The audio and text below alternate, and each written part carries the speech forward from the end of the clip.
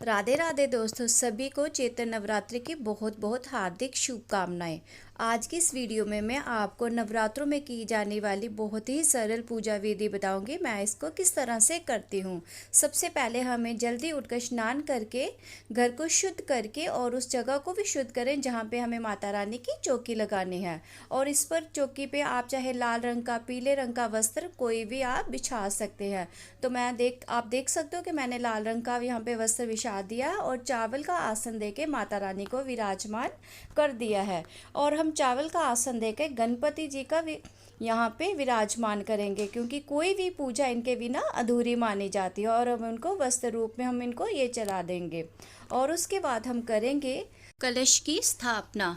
कलश चाहे आप तांबे का, पीतल का, जिसका मिट्टी का, जिसका भी आप लेना चाहे आप वो ले सकते हैं। कलश में गंगा जल मिलाकर आप इस पे चावल पे रख सकते हैं। चावल पे आप स्वास्तिक, कमल का फूल जो भी बनाना चाहे आप बना सकते हैं और इस पे कलश की स्थापना करें। मैंने कलश में जल और इसमें गंगा जल दोनों भर के रख दिया है। और इस पर अभी आप मोली बांध दें। और जब भी ध्यान रखें, जब भी मोली बांधे तो आप इसको नॉट नहीं लगाने, मतलब कि आपने इसको गांठ नहीं लगानी, यूं ही आपने इसको गोल गोल घुमा के इसको कर देना है। और इसके ऊपर आपने चंदन से, सिंदूर से, किसी से भी तिलक करके, चाहे स्वास्तिक बनाए, जो भी आपको ठीक लगे।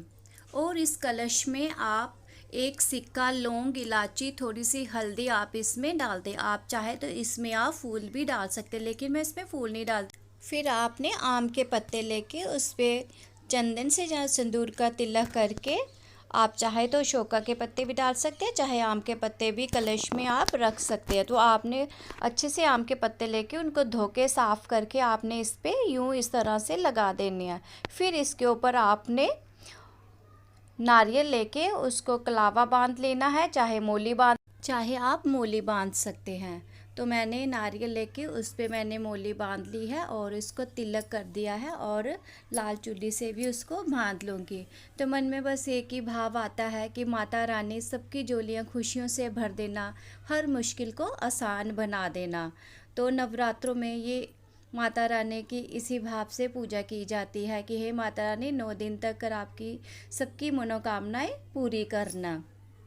ये मैंने इस तरह से कलावा इसको बांध दिया है कि ध्यान रखिए, इसको भी हमने बांधना नहीं है, बस इसको यूं ही गोल गोल घुमा के इसको भी कलश के ऊपर हमने चुन्नी बांध के, लाल चुन्नी बांध के इसको उसके ऊपर रख देंगे।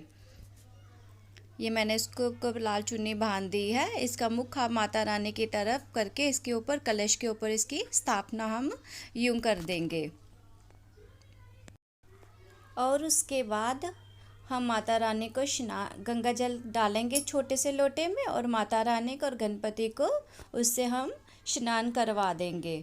और उसके बाद हम फूल, धूप, जो भी माता रानी की सामग्री होगी हम इनको विराजमान उनके आगे करेंगे। तो और उसके बाद स्नान करके मैंने माता रानी को ये फूलों का हार चढ़ाया और गणपति के आगे भी मैंने फूल रख दिए। ये माता रानी की जो पूजा होती है ना, जैसे कि मेरा एकादशी का भी व्रत होता है, तो उस दिन मैं कृष्णा जी को स्नान कराती हूँ, उनके लिए हार बनाती हूँ। ये छोटे छोटे काम जो होते हैं ना, ये मन को एक शांति बोलूँ कि क्या बोलूँ, कि मतलब कि अच्छा लगता है कि हाँ हम ये कर रहे हैं। अब ये जब पूरी बन जाएगी ना, बस मैं आते जाते जब भी यहाँ से गुजरूँगी बस उनको देखूँगी, मन में एक पॉजिटिविटी आती है कि घर में माता की जोत जग रही है, सामने मेरे कृष्णा विराजमान है। तो मुझे सच्ची में इनको देखना, मैं आते जाते किचन में जा रही हूँ तो इनको देख रही हूँ, वहाँ से जा रही हूँ तो बच्चों को पास जा रही हूँ तो यहाँ से देखते हो, माथा टेक के यहाँ से निकलती हूँ। ये जो छोटे छोटे काम होते हैं ना, सच्ची में बहुत अच्छे होते हैं। चलो, ये तो थी मेरी घरेलू बातें। तो उसके बाद हम करेंगे मिट्टी का एक पात्र लेके, इसमें हम करेंगे जौ को भोएंगे। तो मैंने रात को ही एक कटोरी में जौ को भो दिया था। उससे क्या होता है ना कि जो जौ निकलते हैं वो बहुत अच्छे निकलते हैं। तो इस पात्र में मैंने थोड़े से चावल के दाने डाल के, फूल डाल के, मिट्टी को मैंने अच्छे से साफ़ कर लिया था कि कोई कंकर वगैरह ना रह जाए। उसके बाद मैंने मिट्टी डाल दी और इसको भी कलावा बांध के मैंने जौ को डाला। थोड़ा सा पानी के छींटे देकर आप इसको भिगोए हुए जौ को डाल दें। एक बात का ध्यान रखें, एक बार जब हम ये पात्र यहाँ जब हम माता लगाते हैं तो पात्र को हिलाना नहीं होता, ना इस पात्र को ना ही कलश को। 9 दिन तक ये वैसा का वैसा ही रहेगा, हिलना नहीं चाहिए।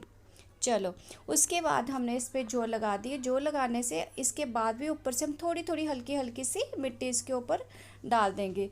कुछ लोग तो इसके ऊपर प्लेट दे देते हैं, कुछ भी दे देते हैं। तो मैंने बचपन से यही देखा था कि मेरी माँ कैसे करती थी और मेरी सास किस तरह से करते थे। तो उसके बाद हम इनको आम के पत्तों से, आम के पत्तों को अच्छे से धो के, मैं इनको पत्तों के साथ ही, मैंने पत्तों को बहुत अच्छे से धो के साफ़ करके इनके ऊपर इस तरह से रख देती हूँ। दूसरे दिन जब आते कि उसके बाद जब मैं देखती हूँ स्नान करवाना होता है इनको, उसके ऊपर फिर पत्ते निकाल के जब ये उगना शुरू हो जाते हैं फिर मैं पत्तों को निकाल देती हूँ। फिर इसके ऊपर प्लेट जो भी कुछ आप रखना चाहो आप रख सकते हैं। माता रानी को, हमें सुहागनों को श्रृंगार का सामान जरूर अर्पित करना चाहिए। तो मैंने यहाँ पे सुहाग का सारा सामान माता रानी के चरणों में रख दिया है। और उसके बाद हम करेंगे अखंड ज्योत की तैयारी। तो मैं आपको बताती हूँ कि मेरी अखंड ज्योत मेरे घर में 9 दिन तक किस तरह से जलती है। तो मैं सबसे पहले मैं मोली को गोल गोल घुमा के इसमें डबल करके इसको यूं करके घुमा लेती हूँ, ताकि 9 दिन तक ये ज्योत मेरी अच्छे से जगती रहे। और मैं आते जाते यहाँ से जितनी बार गुजरती हूँ और देखती हूँ कि कैसी जग रही है कैसी नहीं, मैं पूरा इसका ध्यान रखती हूँ। अगर जब भी इसको मैंने ऊपर करना होता तो मैंने एक छोटा सा प्लकर आप जानते होगे, उसकी मदद से मैं इसको जोत को ऊपर कर लेती हूँ। तो मैं जब भी जोत जगाती हूँ, जोत में आप चाहे घी से, चाहे आप तिल के तेल से, किसी से भी आप जगा सकते हैं। तो यहाँ पे मैंने पतंजलि का तिल का तेल लाया हो जो बहुत ही अच्छा, आप चाहे घी से जगाएं, जिससे भी आप अपने श्रद्धा के अनुसार आप इसको जगा सकते हैं। मैंने इस जोत में थोड़े से चावल के दाने डाले थे। उससे क्या होता है ना कि ये मेरी टेक्नोलॉजी है कि मैंने देखा है कि इससे जोत अच्छे से जगती है और घी तेल का उपयोग थोड़ा कम होता है। तो इसलिए मैं थोड़े से इसमें चावल के दाने डाल देती हूँ तेल, ताकि ऊपर ऊपर तेल घी जो भी हो वो ऊपर ऊपर रहता है। देखो कितनी सुंदर लग रही है मेरी जोत जगते हुए, सच्ची में नज़र ना लगे, बहुत ही सुंदर लग रहा है मेरा माता रानी का भवन। और इस मेरे भवन में आप सबका स्वागत है। जय माता की। उसके बाद मैंने यहाँ पे की लौंग और कपूर जला के मैं इसकी पूजा करती हूँ। सुबह शाम दोनों टाइम इस चीज़ की पूजा होगी। और उसके बाद हम करेंगे माता रानी का भोग लगाएंगे। माता रानी के भोग में जो भी आपके मन में भाव आए, जैसा आपके पास हो, आप उस चीज़ का भोग लगा सकते हैं। माता रानी को पताशे और ड्राई फ्रूट बहुत पसंद है, इसलिए मैंने पताशे और ड्राई फ्रूट का भोग लगाया है। और उसके पास 9 दिन तक मेरी कोशिश यही रहेगी कि माता रानी को उपवास चलते हैं, तो उपवास में जो भी खाया जाने वाला, जैसे व्रत कित्तू के आटे के, आलू के चावल, जो भी हो वही लगाऊंगी, फल फ्रूट इसी का भोग लगाया जाएगा। कितनी सुंदर लग रही है मेरा माता रानी, सच्ची में। जय माता की।